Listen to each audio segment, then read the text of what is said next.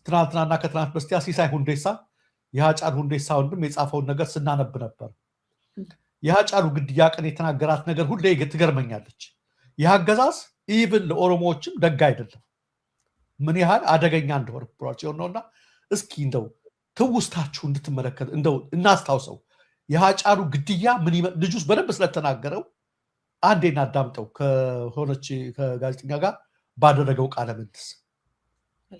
አንዴ የሃጫሉ ሞት እንዴት ወታደር ነበር እዛ ቦታ ላይ ፌደራል ፖሊስ ነበረ፣ አዲስ አበባ ፖሊስ፣ ሀገሪቷ ያላት ሁሉም አይነት ወታደር ነበር እዛ ቦታ ላይ ፌደራል ፖሊስ ነበረ፣ አዲስ አበባ ፖሊስ ነበር፣ ኦሮሚያ ፖሊስ ነበር፣ መከላከያ ነበር። ሁሉም ትጥቁን ይዞ ዙሪያውን ከቦ ቆመዋል። በደንብ አስታውሳለሁ። እና ሆስፒታሉ በር ላይ የነበሩ ለሱ ቅርብ የሚባሉ ሰዎች ናቸው፣ ያለቅሳሉ። እኔ ወደ ውስጥም አልገባሁም፣ ተመለስኩም። በቃ ማለት ያው ውስጥሽ የሚነግርሽ ነገር አለ። አንዳንዴ ነገሮችን ለራስሽ ትመልሻለሽ። ከዛ እንግዱን በረንዳ ላይ ምን እንደተፈጠረ ንገረኝ፣ ቦታው ላይ ደረስከው አንተ ነህ፣ ምን ብሎሃል ምናምን ስለው ተወኝ እኔ በዚህ ሰዓት ምን እናገራለሁ ብሎ ያው እሱም ሀዘን ላይ ነበር፣ እያለቀሰ ነበር። ትቼው ሄድኩኝ። ከዛ እኔ ባለቤቱ ግዴታ መምጣት ስላለባት ወደ ቤት ተመለስኩ። እሺ ወደ ቤት ተመለስኩ። አዎ እሺ ወደ ቤት ተመልሼ እሷን አምጥቼ አብረን ገብተን አየን። እዛው ለምስታር ምንም አይነት ሰውነቱ ላይ ምንም አይነት ነገር የለም። ምንም ይሄ ተጎዳ የተገላታ ነገር ምንም አይነት ነገር የለም። እዚች ጋር ብቻ የደም ምልክት አለ እና ከዚህ በላይ ቲሸርቱን አውልቀውታል። ከዛ ሄጄ መኪናውን ሳይ ቲሸርቱ የለበሱት ቲሸርት የመኪናው በድራይቨር በኩል የመኪናው ኪስ ውስጥ ተከቷል። ቲሸርቱ ደም አልነካውም። በጥይት ተመታ ተባለ፣ ጥይት አልበሳውም። ቲሸርቱ በስትራይፕ ነጭ ቲሸርት በስትራይፕ ያለበት ቲሸርት ነው። እንግዲህ ሰው ጥይት ሲተኩስብሽ አጫሉን አይነት ሰው ልብሱን እስከታወልቂ ድረስ ምን አይነት ንቁ ሰው እንደነበረ የሚያውቀው ሰው ያውቃል። እና ከዛ በኋላ እዛ አካባቢ እኔ ብዙ አልቆየሁም። ለመንቀሳቀስ በመሞክርበት ሰዓት በመንግስት የጸጥታ ኃይሎች ቁጥጥር ስር ውዬ ወደ ማዕከላዊ ወሰዱኝ። እኔ እዛ ነው ያደርኩት። ከዛ በኋላ ያለውን ነገር መናገር አልችልም። ያው ማለት ማዕከላዊ ነው ያደርኩት። ለምንድን ነው ይሄን አልሰማውም ነበር? አይ ዶንት ኖ እንግዲህ እነሱ ናቸው የሚያውቁት። አንቺ ስትያዢ ለምን እንደተያዝሽ የምትሰሚው ምናልባት ከዛ በኋላ በሚፈጠርልሽ እድል ሊሆን ይችላል። እኔ የማውቀው መያዜን ብቻ ነው። የምነዳውን መኪና እንዳልነዳ ከፊት ቆመው አምቡላንስ አምጥተው እኔን አምቡላንስ ውስጥ ከተው የኔን መኪና ሌላ የፖሊስ አባል እያሽከረከረ ወደ ማዕከላዊ ነው የሄድኩት። እዛ ገብቼ ጠዋት 12 ሰዓት ነው። ኢቭን ካቴና እጄ ላይ ገብቶ ታስሬ ምናምን ነው፣ ብረት ታስሬ ነው የሄድኩት። እንደዚህ መታሰር ሲባል በሴፍቲ ተይዞ መኪና ላይ ቁጭ ብዬ ምናምን አይደለም። እጄ ላይ ብረት ገብቶ አምቡላንስ ውስጥ ተከትቼ ነው የሄድኩት። አብሮኝ የሱ ጓደኛ ነበረ፣ ያን ምሽት አብሮኝ የነበረ ገቢና አብሮኝ የነበረ እሱም እንደዛው በተመሳሳይ የሁለታችንም እጄ ላይ ካቴና ገብቶ ነው ማዕከላዊ ገብተን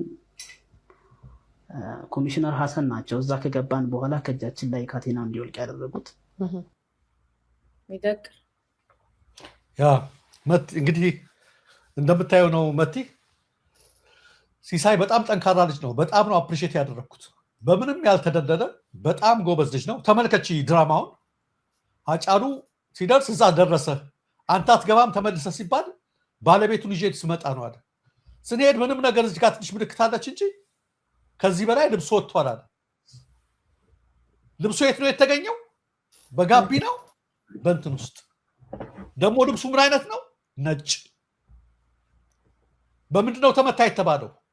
በሽጉጥ በጥይት ነጭ ሆኖ በሽጉጥ የተመታ ምናምን። ልብሱ እንዳለ ንጹህ ነው፣ በደም ንጹህ ነው። ምን አደረገ? ድራማውን ለማጃኮ ምን አደረጉ?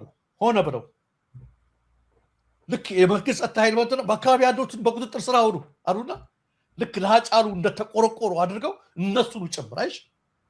ይሄ ልጅ እዛ ቢሆን ብዙ ነገር ነው የሚሰማው፣ ብዙ ነገር ነው የሚያረጋግጠው፣ ብዙ ነገር መጀመሪያ መልሰውት ነው በኋላ የተመለሰባቸው አይቻልም አትገባም ብለውት። ስለዚህ በመከላከል ወንጀለኛን በመያዝ ስም በመደንገጥ ስም እነሱን መያዝ ብቻ እኮ አይደለም፣ ካቴና ቶሎ እጃቸው አስገብ ብለው ይሄን ዘዴ እኛ የምናውቀዋለን። ልክ ለእውነት እንደሰሩ ወንጀለኛ እንደሚፈልጉ አስመስለሽ ታጃክሚያለሽ። ግን በጣም በጣም ጎበዝ ልጅ ነው እሱ፣ የተረጋጋ ልጅ ነው። ምንም ነገር ሃጫሉን በሽጉጥ አያምንም፣ ተገደለ የሚለውን ነገር አያምንም። በጠመንጃ የተመታ ነገር የለም። ሃጫሉ ደም የለም፣ ምንም የለው። መኪናውም ጋር የተነካካ ነገር የለም። እንግዲህ እነሱ ሲናገሩ መኪና ውስጥ እያለ ሽጉጥ ተተኩሶ እንደዚህ ተብሎ አልፎ መታው ተወጋ እየተባለ ነው እዛ ፍርድ ቤት የቀረበው። ኮምፕሊትሊ ውሸት ነው። ሃጫሉ ደግሞ ንቁ ነው። ልብሱን እንደሚያስወልቀው እዛ እስከሚያደርሱበት ድረስ በጣም ንቁ ነው። የሚተኛም ሰው አይደለም። ስለዚህ ምንድነው ዜር ሳምቲንግ በሆነ ነገር አድርገውታል የሚልም ነገር ግን እነሱ እሱ እንኳ ያችን እንኳ ሰዓት እንዳይከታተል መጀመሪያ መለሱት። ሁለተኛ ሲመጣ ደግሞ አስረው በካቴና አሳድረው በማግስቱ እንደዛ አድርገው ለቀቁት። ካለቀ በኋላ ምን ልልሽ ነው በጣም በጣም ለዚህ ነው ከትናንት ወዲያ የሐውልቱ ላይ ይሄ ድራማ ያለው ልጁ ሲጽፍ እኛ ለሃጫሉ በልባችን ሐውልት ሰርተንለታል፣ ፍትህ ነው የምንፈልገው የሚል ጥሪ ያቀረበው ልጅ ነው። የተረጋጋ ልጅ ነው። በጣም ደስ የሚል ልጅ ነው። ጎበዝ ልጅ ነው። ይሄ የንጹሃን ሞት ፍትህ እስከሚያገኝ ድረስ ሁላችንም እንጭፋለን። ለሃጫሉም ለነበቴ ኡርጌሳም ለነቀነኒ አዱኛ ብዙ ፍትህ የሚጠይቁ ነፍሳት አሉ፣ በኦሮሚያ ክልልም ጭምር ማለት ነው። ለነሱ ሁሉ አብረን እኛም ድምጻችን እናሰማለን። ይህን ነው ብለው መቲና እንደው ህዝቡ ግንዛቤ እንዲወስድ ብዬ ነው። በመውጣቱ ቪዲዮ እኔም በጣም ደስ ብሎኛል። አየህ በሆድ ውስጥ ያመቀውን ቁጭት ሁሉ ለማየት እየሞከርኩ ነው። በቃ እውነቱን ያውቀዋል፣ ስብር ብሏል፣ ውስጡ ብሶት አለ፣ ቁጭትም አለ። ግን በጊዜ ሁሉም ነገር ይወጣል። የሚችለው ድረስ እያወጣ ነው ያለው። ግን ሙሉ በሙሉ ሴራው በደንብ እንደገባውና ያለውን ነገር ደግሞ ወደ ትክክለኛ የጭካኔያቸው ጭካኔ እኮ ወንድምና ቤተሰብን በካቴና እስከ ማሰር ድረስ እንዴት እንደሚጨክኑ አላውቅም።